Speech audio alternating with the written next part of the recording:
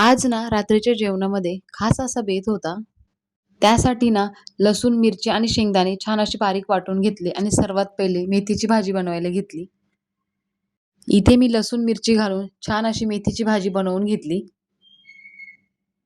त्यानंतर मला खारं वांगं बनवायचं होतं. त्यासाठी देखील छान असा मसाला बनवून घेतला.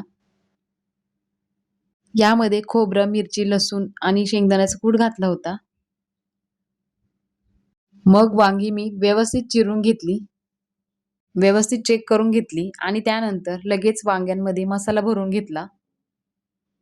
कढईमध्ये तेल घातलं, कढीपत्ता घातला आणि सर्व वांगे सोडून घेतले.